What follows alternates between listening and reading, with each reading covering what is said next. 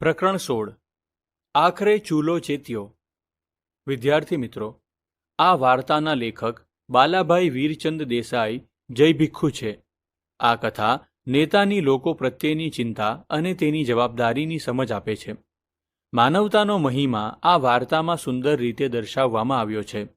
હઝરત ઉમર સાહેબ ઇસ્લામી ખિલાફતના બીજા નેતા હતા। ખિલાફતની લગામ જેના હાથમાં હોય તેનું નામ ખલીફા। આ પદ માટે પ્રજામાંથી યોગ્ય વ્યક્તિની પસંદગી કરવામાં આવતી। ખલીફા હઝરત ઉમર સાહેબ એમના વીરતા, ઉદારતા અને ચારિત્ર્યથી ખૂબ પંકાયેલા હતા।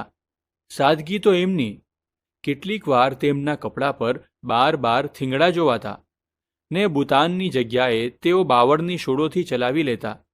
તેઓ કહેતા કે માણસના કપડા પર લાખ થીંગડા હશે તો ચાલી શકશે, પણ એના ઈમાન પર એક પણ થીંગડું નહીં ચાલે।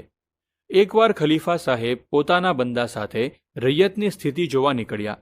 વસ્ત્રો એટલા સાદા હતા કે કોઈ તેમને ઓળખી શકે તેમ નહોતું। તેઓ ફરતા ફરતા મદીનાથી 3 માઇલ દૂર આવેલા ગામમાં જઈ ચડ્યા। ફરતા ફરતા ગરીબ લોકોના લત્તામાં આવ્યા। અહીં એમણે એક કંગાળ ઘરમાં અજબ દ્રશ્ય જોયું। એક બચરવાળ વિધવા સ્ત્રી ચૂલા પર હાંડલી ચડાવીને બેઠી હતી। એ કેટલીય વાર ચાટવો લઈને હાંડલીમાં હલાવ્યા કરતી, પણ છોકરાઓને ખાણું પીરસતી નહોતી। છોકરા ભૂખ્યા થયા હતા અને ખાવા માટે પડાપડી અને રડારડી કરતા હતા। ખલીફા સાહેબ ભૂખનું કરુણ દ્રશ્ય જોઈ રહ્યા। વખત વીતતો ચાલ્યો। પેલી બાઈ ભૂખ્યા બાળકોને કંઈ પીરસે જ નહીં। ખલીફા સાહેબને વાતો કરતી હતી। પેલી બાઈ વિચિત્ર સ્વભાવની લાગી। એ કેટલાય વખતથી મીઠું મીઠું ને લહેજતદાર ખાવાનું ખવડાવવાની વાત તો કરતી હતી, પણ હાંડલી ચૂલેથી ઉતારતી નહોતી। ગમે તેટલી મીઠી વાતોથી કાંઈ માણસનું પેટ ભરાય છે? છોકરા ખૂબ રડવા લાગ્યા। દયાળુ ખલીફાથી આ દ્રશ્ય ન જોઈ શકાયું। તેઓ આગળ વધ્યા ને ઝૂંપડીના બારણા પાસે આવીને ઊભા રહ્યા। દેવદૂત જેવા કોઈ ઉંમરલાયક આદમીને બારણામાં ઊભેલા જોઈ સ્ત્રી અદબ કરી ઊભી થઈ। ખલીફા સાહેબે પૂછ્યું, આ બાળકો તમારા છે? જી હા। ઓરતે જવાબ આપ્યો। એ જાણતી નહોતી કે આ પુરુષ કોણ છે। તો તમારા બાળકોને નાહક શા માટે રડાવો છો? ન રડાવું તો શું કરું? સ્ત્રીના મોં પર દુઃખ છવાઈ ગયું। બાળકોને હાંડીમાંથી ખાવાનું પીરસો, માત્ર વાતો કરવાથી પેટ ના ભરાય। અવાજમાં લાગણી ભરી હતી। બાઈને લાગ્યું કે પોતાના દરવાજા પર કોઈ લાયક આદમી આવીને ખડો છે। મન ખુલ્લું મૂકી વાત કરી શકાય તેવો માણસ લાગ્યો। એણે ઓશિયાળું મોં કરીને કહ્યું, મહેરબાન, અમે ઘણા દિવસથી ભૂખ્યા છીએ। હું તો ગમે તેમ ચલાવી લઉં, પણ આ બાળકો કાંઈ સમજે છે? એ તો ભૂખ્યા થાય એટલે રડે જ। મેં છોકરાઓને રાજી રાખવા હાંડલી ચૂલે ચડાવી છે। મીઠી મીઠી વાતો કરી રહી છું। બાઈની આંખમાં આંસુ આવ્યા।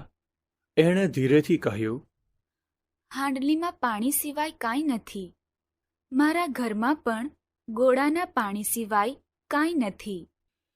ખલીફા સાહેબ આ વાત સાંભળી 2 ઘડી એમને એમ ઊભા રહ્યા। પછી એમના મોં પર દુઃખ ઉભરાઈ ઉઠ્યું। તેઓ પોતાની કાંઈ પણ ઓળખાણ આપ્યા વગર એકદમ પાછા ફર્યા ને મદીના શરીફની મજલ કાપવા લાગ્યા। મદીના શરીફ પહોંચીને સીધા તેઓ રાજભંડારમાં ગયા। તેમનો પોતાનો ભંડાર તો ખાલી હતો, પણ પ્રજાના ભંડાર ભરપૂર હતા। તેઓએ કોઠારી પાસેથી લોટ, ગોળ, ઘી અને તરકારી લીધા। લઈને એક કોથળામાં ભરી પાસે બંદો ઊભો હતો એને કહ્યું, મારી પીઠ ઉપર આ કોથળો ચઢાવ। બંદો ગળગળો થઈને બોલ્યો, નામવર, એક કામ માટે આ બંદો હાજર છે। તેણે કોથળો ઊંચકવા માંડ્યો, પણ ખલીફા સાહેબે તેને તેમ કરતા રોકીને પ્રેમથી કહ્યું, રાજનો નેતા હું છું। મારી ભૂલને કારણે જ પ્રજા ભૂખમરો વેઠતી હોવી જોઈએ। આ ગુનાનો જવાબ એક દિવસ ખુદા પાસે મારે જ આપવો પડશે। માટે ત્યાં કંઈ જવાબ આપી શકું તેમ ભલો થઈને મને મારું કામ કરવા દે। બંદાએ ફરી આજીજી કરી, પણ ખલીફા સાહેબ ન માન્યા તે ન જ માન્યા। માલ સામાનનો કોથળો પોતાની પીઠ પર લીધો ને મજલ કાપવી શરૂ કરી। બંદો રોતો ને કરગરતો પાછળ પાછળ ચાલ્યો। 3 ગાઉની ખેપ પૂરી કરી તેઓ ફરી પેલી બાઈના બારણા આગળ જઈ ઊભા, કોથળા ઉતારી બધો માલસામાન તેને સુપ્રત કર્યો અને જટ રસોઈ કરી બચ્ચાઓને જમાડવા કહ્યું. બાળકો ખાવાનું જોઈ નાચી ઉઠ્યા. મા લોટ બાંધવા બેઠી, પણ ચૂલો બુઝાઈ ગયો હતો. સૂકા બળતણ હતા તે પૂરા થઈ ગયા હતા ને લીલા બળતણથી ચૂલો જલતો ન હતો. છોકરા તો અધીરા બન્યા હતા. બાઈ એક હાથે ચૂલો જલાવે ને બીજે હાથે લોટ બાંધે, પણ એ રીતે કામ ઝટ ક્યાંથી થાય? ખલીફા સાહેબથી આ વિલંબ સહન ન થયો. તેમણે કહ્યું, તું લોટ બાંધ, હું ચૂલો જલાવી દઉં. ને ખલીફા સાહેબ ચૂલો જલાવવા બેઠા. બળતણ લીલું એટલે ધુમાડાથી આંખો લાલ લાલ થઈ ગઈ ને ફૂંકી ફૂંકીને મોં તથા દાઢી રાખથી ભરાઈ ગયા. પણ ખલીફા સાહેબ એક બાપના પ્યારથી બાળકો સામે જોતા જાય, ધીરું ધીરું મલકાતા જાય ને ચૂલો ફૂંકતા જાય. આખરે ચૂલો ચેત્યો. ખાણું ઝડપથી તૈયાર થયું. બાળકો ખાવા બેસી ગયા. ખલીફા સાહેબ પિતાના પ્યારથી બાળકોને જમતા જોઈ રહ્યા. પેલી બાઈએ આ અમીર માણસનો આભાર માનતા કહ્યું, ખુદા તમને લાંબી ઉંમર ના કરે.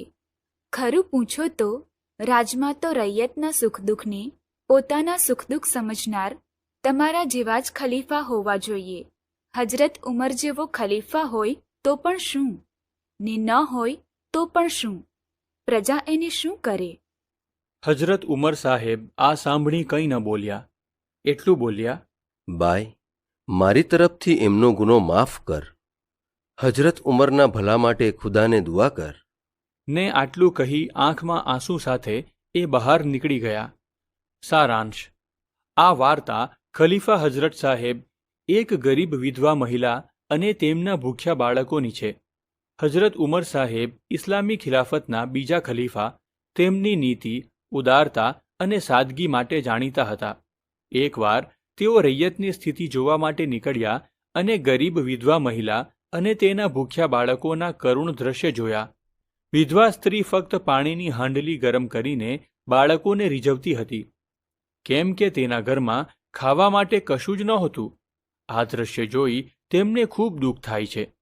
તેઓ મદીના પાછા જઈને લોટ, ગોળ, ઘી અને તરકારી લઈને આવે છે અને પોતે બળતણ ગોઠવી સ્ત્રીને ખોરાક તૈયાર કરવામાં મદદ કરે છે અને બાળકોને જમાડે છે.